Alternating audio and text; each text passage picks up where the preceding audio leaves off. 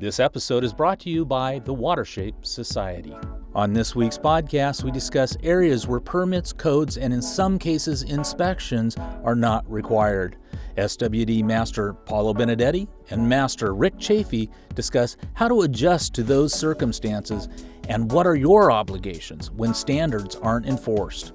Enjoy this in-depth episode of Ask the Masters. Hello and welcome to the Ask the Masters podcast. This podcast is dedicated to discussions about the design and construction of water shapes. The hosts of the show are all certified SWD masters who represent the leading builders and designers within the water shaping industry today. Good afternoon. We are here with Ask the Masters. I am Rick Chafey with Red Rock Pools, and I'm here with Paolo Benedetti from Aquatic Technology. We're going to have a little chat and discussion today about kind of working outside of typical municipality control. So there's plenty of areas in the country where we still don't really have a licensing board or a permitting requirements, or if they do, they're extremely lax. And so part of what we want to talk about today is what your obligations and responsibilities are, even though you might be working in an environment when nobody's kind of watching over your shoulders. So talk me through that, Paolo. What kind of things are we dealing with in locations like this? Well, even if there aren't local agencies that are going to require permits and approvals, you still have a minimum obligation to the client to perform at some minimum acceptable standard. And those standards, even though they're not enforced by some regulatory agency, those codes are out there. And should a project, God forbid, go sideways, somebody's gonna bring those books in and lay all those standards out and say, this wasn't done, this wasn't done, this wasn't done, this wasn't done. So from a personal liability standpoint, it's foolish to be out there just building things willy-nilly without any engineering or soils reports or even a third-party inspection.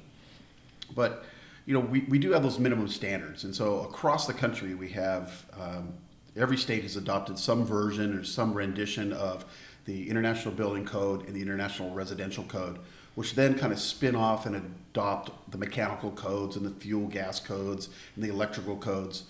So there is a whole matrix out there of building blocks that builders can follow to ensure that they're building compliant projects. Well, I think you find out too, I find plenty of locations where there is a municipality, but they're so lax or so lenient on swimming pools that still as the contractor regardless of whether they're going to require you to do a few things, you still have an obligation to fulfill your contract. It doesn't have to be enforced by the city. And I would actually argue that many times the city is the least informed about what we're doing in the swimming pool world in many cities. They don't have, in my markets that I work in, I notice we do some work in LA and I realize that in LA the inspections and municipalities are considerably stronger in who's out there inspecting. But in Texas and Arizona, where we do some of our work, the municipalities are very loose when it comes to swimming pool, and the inspectors aren't very thorough. And so it's very easy not to follow rules and not be held to any standards. And so part of our Genesis group and part of what we make people sign off on to be a member of the Society of Water Shape Designers is holding yourself to those standards regardless of who's maybe going to watch you. And that's really the true sense of integrity, right? What do you do when nobody's paying attention? Exactly.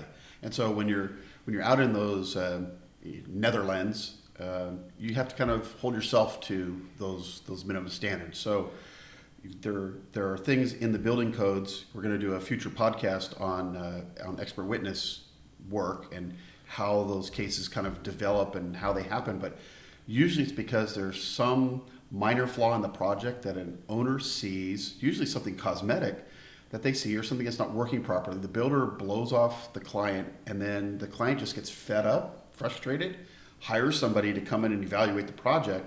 And of course, what happens when we come in and look at a project? Right. We're not just looking at that one little topic.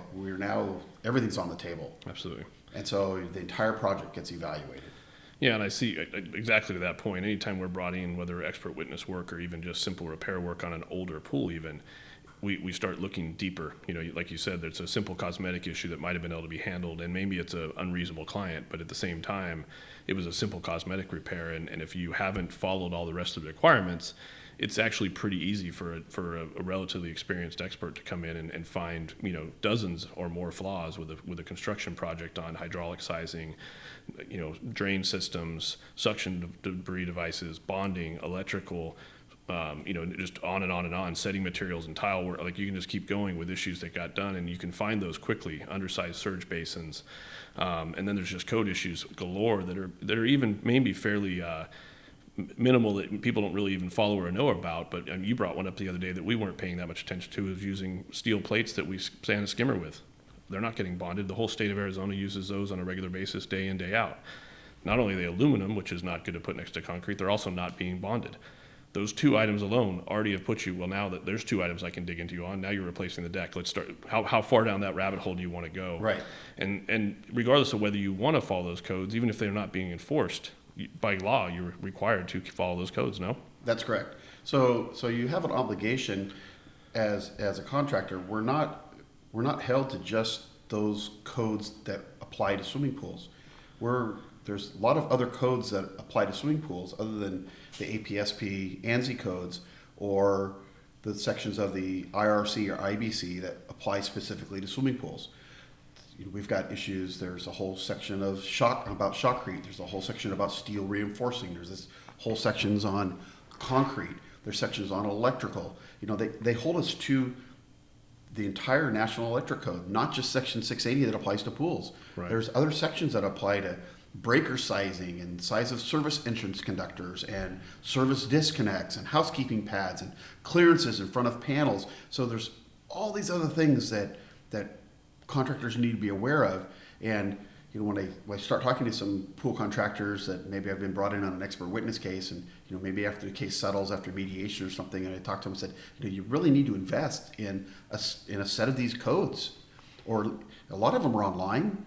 Right. ICC has a whole website that you can go through and read all these codes. It's you'll find there's a lot of things in there that apply to what we do that are ignored. Right. And I think the obscure ones you'll actually learn by following our podcasts or watching people on the internet and really reaching out to learn the education side. But I think what's also important is when you get in those locations that aren't being enforced, the sub-trades are going to really fight against you when you're trying to enforce these, what they're going to consider really obscure requirements, whether it's bonding or the way you're doing shotcrete or how you're tying your steel or the clearances to soil. And so you've got to start to become your own educator of your own trades, because you're going to be in an environment where they're so used to not having to follow the rules. And certainly, does it work in most situations, and do they have a lot of problems in those areas? Not necessarily. Doesn't mean you aren't building a quality pool, but there's some real simple things you need to make sure you're doing right. Not necessarily a lot of cost impact to them, but just simple basic things you need to understand that you should follow all the time. And you're going to have to work to educate your trades to make sure they understand and they're willing to follow the same rules. I think part of this also comes back to the planning phase and how you plan for your projects. If you have written specifications and you have a written scope of work for your subcontractors as to what's expected of them and what it is that they're going to be doing, then there really is no pushback. It's when you get them out on the job and they're used to doing things a certain way, and you say, oh, that's a VFD pump, I need a service disconnect on that they go, wait a minute, I've never done it, I don't do it for anybody else. I said, yeah, but that's over here in this section of the code. Right. Where if he knew that up front, he could not only plan for it, but he could also put it in his pricing schedule. So right. There's no surprises along the way. So basically the rules we're talking about is we need to be able to follow best practices at all times, right, regardless of whether we're being watched, regardless of whether somebody's enforcing those rules, and mostly out of a respect to the entire community of pool builders, but more importantly out of respect to the client, right? We're going to need to protect the client's investment and not undercut what he expects to buy. Well, not only that, it's also self-preservation. Sure. I mean, all it takes is one of these projects to go south and end up in a lawsuit and end up in litigation where somebody starts doing some destructive testing. And if it gets to the point where it hits a certain dollar value as a percentage of the repair costs, the project gets torn out and gets start over. Something like that, if you think back about your own business, or if our listeners kind of self-evaluate themselves, think about the last project you built or the last expensive project you built. What would it cost you to tear that out and rebuild it all over again? Could you afford to absorb that cost? Right. I can tell you, a lot of builders probably can't. Correct. Probably would go bankrupt. In the meantime, the client's probably going to pursue any assets that you have. Right. So absolutely. One of the things that even entry-level pool builders, there's still a basic tenets they need to follow. Oh, for sure. And I mean, obviously, Genesis, we advocate soils reports and site-specific engineering. But that doesn't mean that they have to go hire a structural engineer for every job. So they can always partner with a structural engineer who maybe can give them a specific plan set for the soil conditions that occur in their area. And maybe not even necessarily commission a soils report prior to the project, but at least once the pool is dug, having that soils expert come out and inspect the open excavation, Right. it's called bottom inspection. Come out and look at the open excavation, look at the soil along the shell, and make sure that the engineering that's being used is adequate for those conditions that exist on that site. And for those few $100s, what we're doing here is we're shifting liability. Yep. We're pushing we're shifting that liability to the structural engineer and to the soils engineer, because they've said what you're planning on doing here is going to be sufficient. It's when you get in these kind of outer reaches where there is no permitting, there is no inspection by the local governing agency, that builders just kind of go off and do their own thing, and they're doing their own steel schedules, they're not having anybody look at the soils, and then something happens along the way and we start deconstructing the project, and Yeah, but things happen. it makes it very difficult. I think it's very simple to just continue to hold yourself at the higher standard and start following the rules that you should be following on every project. And all of it's mostly about shifting risk, right? If you hire a structural engineer, you've shifted the risk on the structure. If you hire a soils engineer, you've kind of shifted that risk. When you don't do that, first everybody's like, well, I can't afford that. Well, you shouldn't be paying for it. It should be part of the cost structure of the project, and the client should be paying for that. So if they don't want to pay for that, I guarantee if you walk them through the fact that, look, we're going to spend $300 to bring Joe out here and evaluate your soils and verify that it will match the engineering we plan on using, that's pretty cheap insurance to having a failure on your project over time. And if they understand that, they'll write the check for $300 and pay you for it, and you'll get your markup. And what you end up doing is making a little bit more money, and now you have even less risk to manage down the road. And all the levels of the project can go that way, and most of people are averse to doing that, thinking they're going to spend all this extra money because the pool builder B, he doesn't ever do that stuff, and I can't be competitive with him. I would tell you that that's the best sales tool in the house, is to go and say, you're going to spend an extra $2,000 on your little pool if you use me, because we're going to do these extra things that are going to protect your investment long term. And I challenge someone to tell me they can't sell that, right? If you just walk in and try to sell a pool for $4,000 more and can't explain what's going on for $4,000 more, you might not sell it. And as you move up the ladder, we're talking 50,000, 100,000, right? You're talking But, bigger even on the numbers. high end jobs, I've had clients push back on, why are we paying this deputy inspector, this guy, to stand here and babysit the shotcrete crew? Why are we paying a testing lab to test the concrete breaks and the test cylinders? And I say, well, what this is a third party inspection. It's actually guaranteeing you that I'm doing my job right, and that my vendors and suppliers are providing the right materials. So whether they're looking at mill tags from the steel bundle, whether whether the project even specifies they go back and test the steel, but what they're doing is they're guaranteeing that your investment, for whatever value, that they're keeping me honest. Absolutely. And I said, and that's, if there's nobody, if it's just a city inspector, or even talk about a community where they have city inspectors. If you think about an inspector that comes out and looks at a project, the guy's a generalist. He's like a doctor who's a general practitioner. He's expected to know a little about a lot, but not a lot about a very specific field. So he might have just got off a ladder, if he got on the ladder, to look at roof nailing, and he might have before that been inside looking at the sheetrock nailing. Right. And now he's out looking at a pool, looking at bonding. He might have no idea what he's even looking at.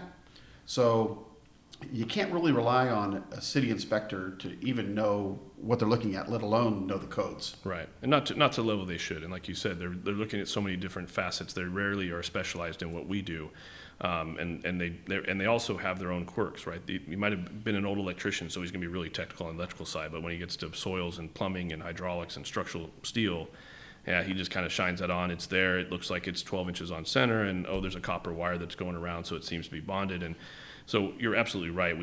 The client assumes they can rely on him for the full inspection process, but they don't usually have enough expertise in what they're doing. And so it's pretty inexpensive on them to pay for that insurance. They're obviously hiring you to make sure you're doing your job, but to bring a third party in to make sure that you and your trades not only know how to do your job, you've hired an expert that's even more experienced in that aspect of this project, so they can really make sure they see conditions that we might not have caught either. And it doesn't always necessarily mean that they hire somebody to come out and do an actual site visit. They can actually take pictures of different things and mail it to one of the masters or somebody who does consulting work and say, hey, we're getting ready to shoot this pool.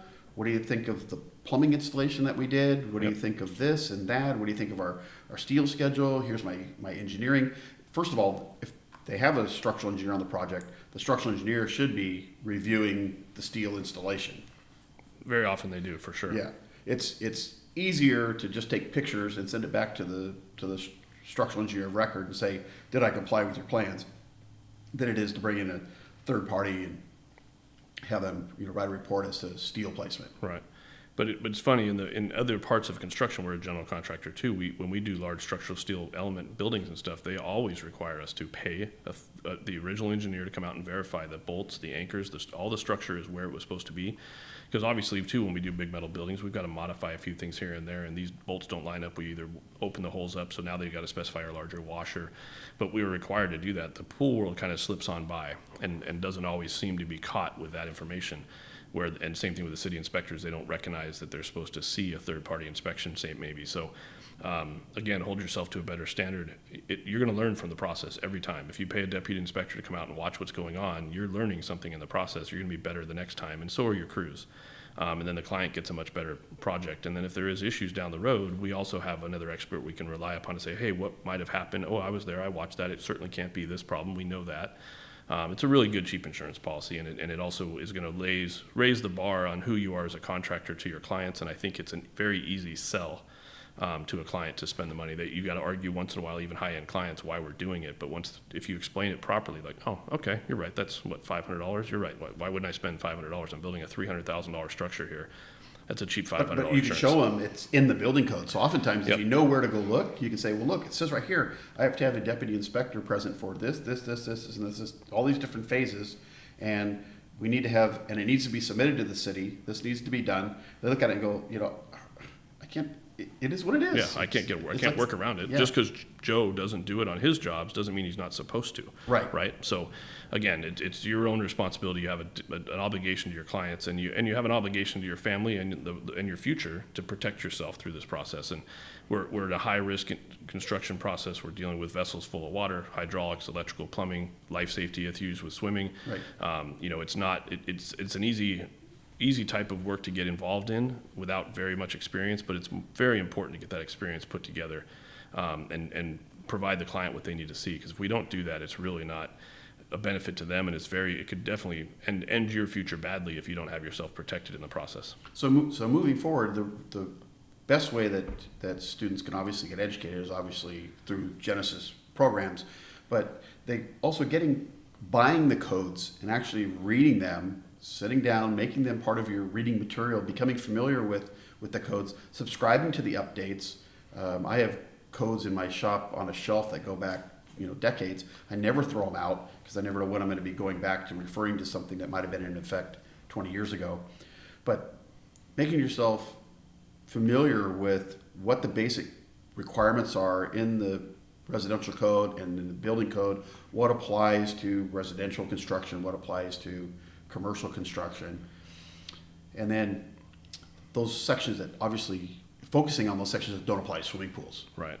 Well, I think you'll find that that's how you up your game and create yourself as separate yourself from the rest of the industry as you start becoming more and more an expert. Just when people talk to you, we sell our pools to clients on a rare occasion. We don't do a lot of bidding type projects, but I spend the first half an hour educating the client, and I will almost guarantee that 30-minute education process they get from me about how we build or why we do a few of the things we do and how their pool might function, they might have a higher education than the sales guy that just left, a week before me with a project. And immediately they've got a comfort level with who they're working with, and they're already starting to separate the idea that the cost of this pool is important. It's more important on, wow, I didn't think it was so complicated. I didn't even think about that. Oh, he understands the efficiency of a heat pump versus a gas heater. The other guy just wanted to sell me 2 gas heaters. So that they start recognizing that we're here to protect them, and I think it really starts to help you separate yourself in the industry. But you just got to get involved. You can read the codes, probably the most boring thing in the world, but you can also throw one of these podcasts on your Bluetooth while you're driving down to the next job site and listen to this boring podcast of us talking about codes. Get involved. You're going to learn 2 or 3 things every time you listen to one of those. If you watch Ask the Masters Facebook page, there's your expert witness page on Facebook. You start going through those pages, just scrolling through them, you learn all these little snippets of information and you go, oh, you know what? I didn't even think about that code. How does that affect me? I got to start working differently. It'll make you a much stronger contractor over time. All right. Well, thank you for joining me on Ask the Masters. Hope you enjoyed the podcast. Thanks for listening to the Ask the Masters podcast, and don't forget to check out our Facebook page each week on Tuesdays for new episodes of the show. I also want to encourage you to stop by the Ask the Masters Facebook page and invite other like-minded individuals to join us there as well. Feel free to jump into the conversations and even post your own questions. We want to create a community which fosters learning and discovery for the betterment of us all. You can also subscribe to the podcast on iTunes, Google Play, and Spotify. Please be sure to subscribe and feel free to share.